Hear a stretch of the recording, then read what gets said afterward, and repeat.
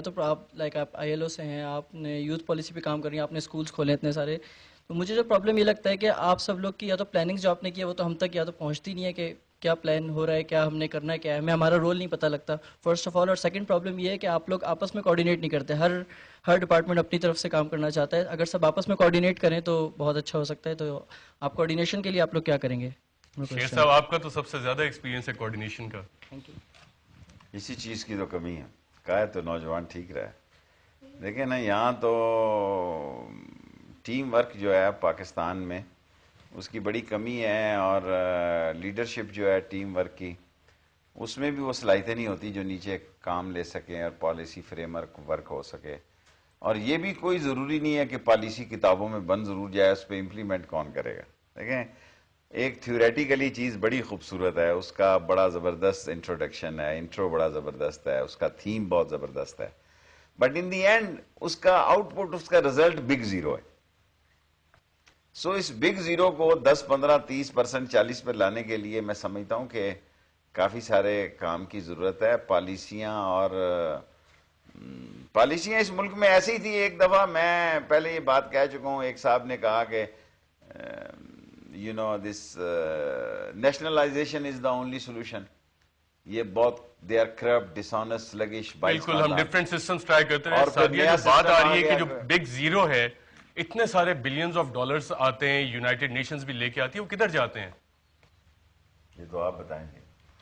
Billion نہیں آتے ہوں گے, بلین آتے ہوں گے. ہر نظام, ہر چیز کے لیے ایک نظام ہے.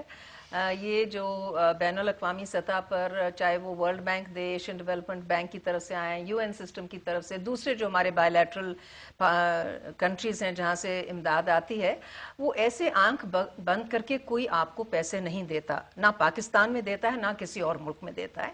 ایک پورا طریقہ کار ہے.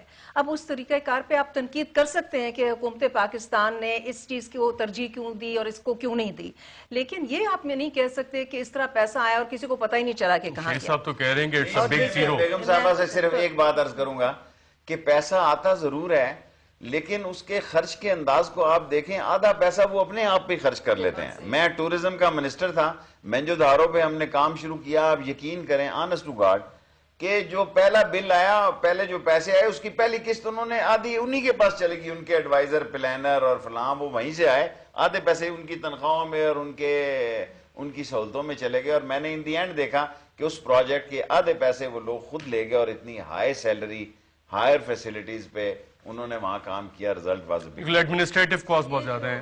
ایک سوال بیگم صاحبہ ایک اور آ رہا ہے, اس کی وضاحت تھوڑی سی میں کرنا اس لیے چاہ رہی ہوں. یہ بات بالکل درست ہے کہ کنسلٹنسیز جو لگتی ہیں نا ہر پروجیکٹ میں, وہ اچھا خاصا 30% یا اس سے بھی زیادہ لے جاتے ہیں پیسہ. لیکن یہ ہم نے نگرانی کرنی ہے. جب پروجیکٹ بنتا ہے تو اس وقت جو لوگ بیٹھے ہوئے ہوتے ہیں ان کو دیکھنا چاہیے کہ پروجیکٹ میں کس قسم کی ٹیکنیکل کنسلٹنسیز ڈالی جا رہی ہیں. دیکھیے اگر ہم اپنا کام صحیح نہیں کریں گے تو دوسرے لوگ تو فائدہ اپنا اٹھائیں گے. دوسرے لوگ تو فائدہ اٹھائیں گے. ایک چھوٹا سوال لے لیتے ہیں. یہ سمجھا جاتا ہے کہ کافی ساری امداد جو ہے وہ صحیح طریقے سے اس پہ مزید بات کرتے ہیں. سوال آپ کا. نام ارسلان خالد اور میں ACCA کا اسٹوڈنٹ ہوں.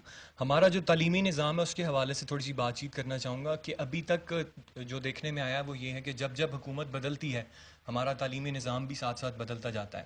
اس کے علاوہ اگر بات کی جائے خیبر سے لے کر کراچی تک آپ کو ایک ڈفرینٹ نظام تعلیم نظر آئے گا.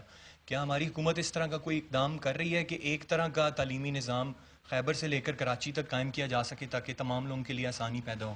اور یہ بہت اچھا سوال ہے کہ ہمارے ہاں ڈفرینٹ قسم کے ایجوکیشن سسٹمز چل رہے ہیں. عمرہ کے لیے پرائیویٹ ایجوکیشنل انسٹیٹیوٹس ہیں, ان کے بچے باہر بھی جاتے ہیں, اور غریب کے بچے کے پڑھنے کے لیے سرکاری اسکول بھی شاید کئی جگہ پہ صرف کاغذوں میں ایگزسٹ کرتے ہیں. اس پہ مزید بات کریں گے ایک وقفے کے بعد.